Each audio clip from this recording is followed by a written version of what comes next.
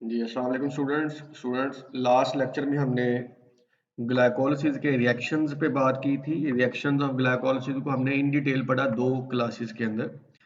तो इस स्लाइड के अंदर जो ग्लाइकोलिसिस के 10 रिएक्शंस हैं उनका एक ओवरव्यू दिखाया गया है।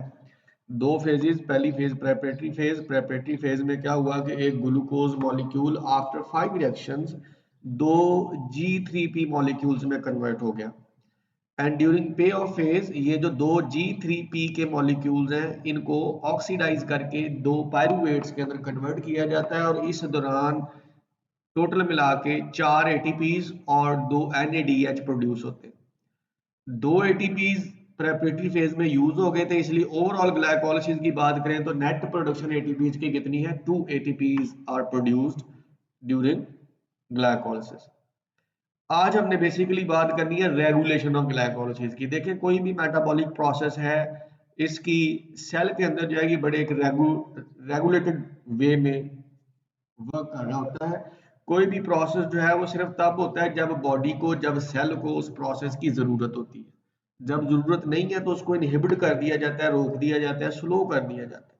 तो ग्लाइकोलिसिस को बवक्ते जरूरत कब स्पीड अप करना है, कब इसको स्लो डाउन करना है, आज हम इस पे बात करेंगे कि ये काम कैसे होता है। तो इसमें एक ही की पॉइंट है कि rate of glycolysis is determined bye requirement of ATPs. अगर सेल की एटीपी रिक्वायरमेंट ज्यादा होगी तो ग्लाइकोलिसिस का प्रोसेस स्पीड अप हो जाएगा। एटीपी रिक्वायरमेंट कम हो जाएगी या सेल के अंदर एटीपीज सफिशिएंटली अवेलेबल होंगे तो ग्लाइकोलिसिस का प्रोसेस क्या हो जाना चाहिए? इनहिबिट हो जाना चाहिए। कॉमन सेंस तो यही कहती है। इसके अलावा requirement of building blocks that glycolysis provides. तो ग्लाइकोलिसिस के जो इंटरमीडिएट्स हैं, अगर ये दूसरी प्रोडक्ट्स बनाने के लिए यूज होते हैं तो उन इंटरमीडिएट्स की रिक्वायरमेंट डिसाइड करेगी कि ग्लाइकोलिसिस की स्पीड क्या होनी चाहिए। तो ग्लाइकोलिसिस की स्पीड तो डिपेंड करती है इन 2 बातों पे। ग्लाइकोलिसिस की स्पीड को एडजस्ट करने के लिए जो एंजाइम यूज होते हैं वो ये 3 है: हेक्सोकाइनेज, फॉस्फोफ्रुक्टोकाइनेज 1 और पाइरूवेट काइनेज।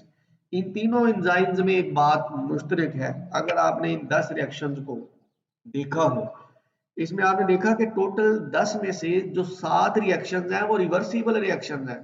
कभी गौर किया इस बात पे कि 7 रिएक्शंस रिवर्सिबल रिएक्शन हैं, लेकिन 3 रिएक्शंस ऐसे हैं जो कि इरिवर्सिबल हैं, जो सिर्फ एक सिंगल डायरेक्शन में मूव कर रहे हैं। पहला रिएक्शन जिसको हेक्सोकाइनेज रेगुलेट कर रहा है, तीसरा रिएक्शन जिसको फॉस्फोफ्रुक्टोकाइनेज 1 रेगुलेट कर रहा है और फिर लास्ट रिएक्शन जिसको पाइरूवेट काइनेज रेगुलेट कर रहा है।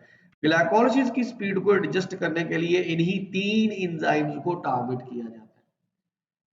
वो एंजाइम जिसको टारगेट किया जाए किसी मेटाबॉलिक पाथवे की स्पीड को एडजस्ट करने के लिए, उस एंजाइम को हम क्या कहते हैं? रेगुलेटरी एंजाइम कहते हैं। इसका मतलब ये तीनों, ये ग्लाइकोलिसिस के रेगुलेटरी एंजाइम्स हैं। अब इन तीनों की जो एक्टिविटी है वो किन बातों पर डिपेंड करती है, इस स्लाइड के अंदर आपको पूरी समरी नजर आ रही। सबसे पहले फॉस्फोफ्रुक्टोकाइनेज 1। अब कॉमन सेंस आपने साथ साथ यूज करनी है। कुछ क्वेश्चन मैंने आपके लिए छोड़े हैं, वो भी आपने सोच के बताने हैं। नंबर 1, फॉस्फोफ्रुक्टोकाइनेज 1 जो है, it is inhibited by high levels of ATPs. अगर सेल के अंदर एटीपीज का लेवल बढ़ जाए तो ग्लाइकोलिसिस को मजीद चलाने की जरूरत रहती है? नहीं। बजाय इसके कि ग्लूकोज ग्लाइकोलिसिस के जरिए मेटाबोलाइज हो, ग्लूकोज को ग्लाइकोजन में क्यों ना स्टोर कर लिया जाए, कन्वर्ट करके। इसलिए जब एटीपीज एक्यूमुलेट हो जाते हैं सेल के अंदर तो PFK1 को इनहिबिट करके ग्लाइकोलिसिस के प्रोसेस को फिल वक्त रोक दिया जाता है। It is activated by ADP and AMP। ADP और AMP ये दोनों क्या है? ये ब्रेकडाउन प्रोडक्ट्स हैं किसकी? ATP की। अगर सेल में ADP और AMP का लेवल एक्यूमुलेट होने लगता है, इसका मतलब क्या है? फिर वही कॉमन सेंस की बात आ गई। इसका मतलब है सेल ने ATPs की तोड़ फोड़ का अमल तेज कर दिया है। इसका मतलब है सेल के अंदर ATPs की यूटिलाइजेशन जो है वो स्पीड अप हो गई है। सारे ATPs टूट टूट कर ADP और AMP में कन्वर्ट होना शुरू हो गए हैं, इसलिए जल्दी जल्दी ग्लाइकोलिसिस का प्रोसेस फिर से शुरू किया जाए।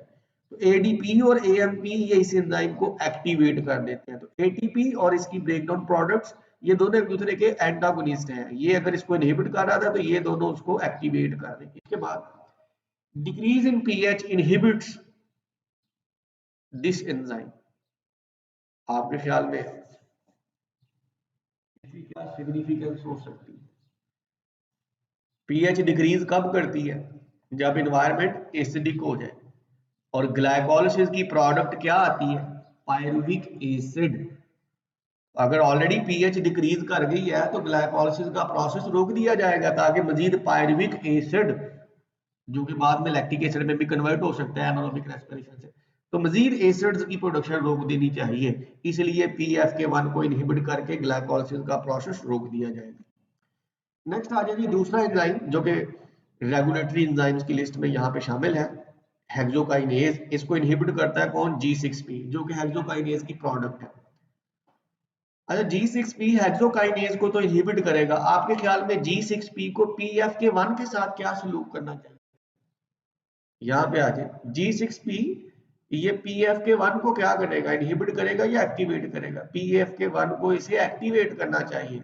G6P के एक्यूमुलेट होने का मतलब है कि हेक्सोकाइनेज इनहिबिट हो जाएगा लेकिन PFK1 एक्टिवेट हो जाएगा ताकि ये सारा G6P जल्द अज जल्द ग्लाइकोलिसिस के अमल से गुजर के मेटाबोलाइज हो जाए और इसकी कंसंट्रेशन कम हो, तो अपने से अगले एंजाइम्स को ये एक्टिवेट करेगा। इसके बाद आ जाए पायरुवेट काइनेज। पायरुवेट काइनेज दो फॉर्म्स में पाया जाता है, एक एम फॉर्म कहते हैं, एम फॉर मसल, और एल फॉर्म जो है ये एल फॉर लीवर है। एम फॉर्म की हम बात करेंगे क्योंकि ग्लाइकोलिसिस वैसे तो हर सेल के अंदर हो रहा है, लेकिन दो मेन इसकी साइट्स हैं यूटिलाइजेशन की। एक तो मसल्स, क्यों? क्योंकि मसल जो है ये most abundant tissue of the body है, और दूसरे नंबर पे लिवर, क्योंकि मसल और लिवर दोनों के अंदर ग्लूकोज की स्टोरेज भी होती है ग्लाइकोजन की फॉर्म में प्राइमरीली। इसका मतलब ये है, आपके लिए मैंने क्वेश्चन छोड़ दिया कि क्या मसल और लिवर के अलावा भी कहीं पे ग्लाइकोजन की फॉर्म में स्टोरेज होती है? प्राइमरीली मसल और लिवर में। इस क्वेश्चन को जरा सर्च कीजिएगा। बहरहाल पायरुवेट काइनेज, इसको भी एटीपी इनहिबिट करते हैं। कॉमन सेंस की बात, एटीपी अगर ज्यादा हो गया तो किसी ना किसी तरह ग्लूकोज को रोकना है, तो एटीपी ने क्या किया? इस एंजाइम को भी इनहिबिट कर दिया, पायरुवेट काइनेज को भी इनहिबिट कर दिया। एलानीन इसको एलोस्टेरिकली इनहिबिट करता है, क्योंकि एलानीन एक अमाइनो एसिड है जिसका प्रिकर्सर है पायरुवेट। अगर एलानीन सेल के पास सफिशिएंटली अवेलेबल है तो ये पायरुवेट की प्रोडक्शन को रोक देना चाहता है, इसलिए पायरुवेट काइनेज इनहिबिट हो जाएगा। लेकिन F16 बिसफॉस्फेट इसको क्या करता है? एक्टिवेट करता है। इसके पीछे क्या लॉजिक है? वही लॉजिक, अगर सेल में F16 बिसफॉस्फेट एक्यूमुलेट हो चुका है, कल हमने बात की थी कि F16 बिसफॉस्फेट के पास तो कोई और ऑप्शन भी नहीं है, ये first committed step of glycolysis है, इसने तो सिर्फ और सिर्फ ग्लाइकोलिसिस के जरिए ही मेटाबोलाइज होना है। इसलिए F16 बिसफॉस्फेट अगर एक्यूमुलेट हो जाएगा तो ये नेक्स्ट रेगुलेटरी एंजाइम को स्पीड अप कर देगा ताकि ये सारा F16 बिसफॉस्फेट ग्लाइकोलिसिस के अमल में मेटाबोलाइज हो जाए और इसकी कंसंट्रेशन को कम किया जा सके। इसकी रेगुलेशन लीवर में भी मोर और लेस सेम ही तरीके से होती है, सिर्फ कुछ डिफरेंसेस हैं कि लीवर में भी PFK1 ATP और AMP की रेशो से रेगुलेट होता है, जैसे मसल में हो रहा था, ATP ज्यादा हो जाएंगे तो इनहिबिट, AMP ज्यादा हो जाएंगे तो एक्टिवेट। लेकिन पीएच यहाँ पे मेन रेगुलेटरी फैक्टर नहीं है, क्योंकि लीवर के अंदर बवक्त जरूरत एनाएरोबिक रेस्पिरेशन नहीं हो रही होती, वो मसल्स के अंदर हो रही होती है। लैक्टिक एसिड मसल्स में भर रहा होता है, पीएच ड्रॉप होने के चांसेस मसल्स में है, लीवर में नहीं। It is inhibited by citrate. Citrate जो कि फर्स्ट कह लें कि प्रोडक्ट है क्रेब्स साइकिल की। ग्लाइकोलिसिस के बाद दूसरा जो मेन स्टेप है वो क्रेब्स साइकिल आना होता है। अगर सिट्रेट अक्यूमुलेट हो गया इसका मतलब क्रेब्स साइकिल स्लो चल रहा है।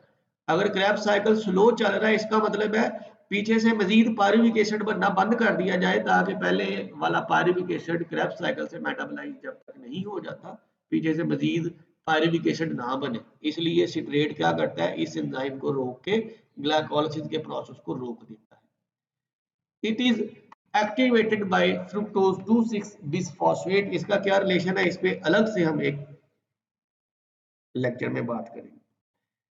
फिलहाल नेक्स्ट आ जाए, जैसे लिवर सेल्स में हेक्सोकाइनेज है, इसकी जो लिवर फॉर्म है इसे हम ग्लूकोकाइनेज कहते हैं।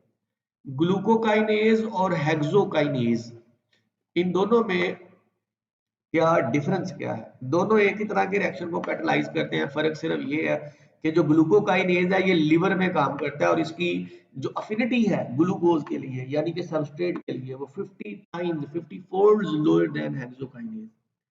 अब इसके पीछे भी नेचर की एक कह लें कि बड़ी हिकमत अमली है कि लीवर वाला एंजाइम जो है उसकी एफिनिटी 50 फोल्ड कम रखी है, मसल वाले एंजाइम की जो एफिनिटी है ग्लूकोज को अपने साथ अटैच करने की सलाहियत जो है 50 टाइम्स ज्यादा रखी है, क्योंकि नेचर चाहती है कि प्राइमरीली ग्लूकोज कहाँ पे इस्तेमाल हो, मसल्स में इस्तेमाल हो, क्योंकि मसल्स को एनर्जी की तरह ज्यादा जरूरत है। इसलिए मसल वाला एंजाइम ग्लूकोज को ज्यादा स्ट्रांगली अपनी तरफ खींचता है, लीवर वाला एंजाइम 50 फोल्ड लोअर एफिनिटी के साथ उसको अपनी तरफ खींचता है। और कहता है ग्लूकोकाइनेज और हेक्सोकाइनेज में दूसरा फर्क वो क्या है, ग्लूकोकाइनेज G6P से इनहिबिट नहीं होता। इसके बाद आगे पायरुवेट काइनेज की एल फॉर्म यानी कि जो मसल में नहीं लिवर में पाई जाती है, तो सिमिलर रेगुलेशन है, एम फॉर्म जैसे होती है, सिर्फ एक एडिशनल फैक्टर इसको रेगुलेट कर रहा होता है, वो क्या है, फास्फोरिलेशन। जब इसकी फास्फोरिलेशन हो जाए तो ये इनएक्टिव हो जाएगा, डी फास्फोरिलेशन हो जाए तो ये एक्टिव हो जाएगा। तो ये एक एडिशनल फैक्टर है जो कि L form of pyruvate kinase को रेगुलेट कर रहा है।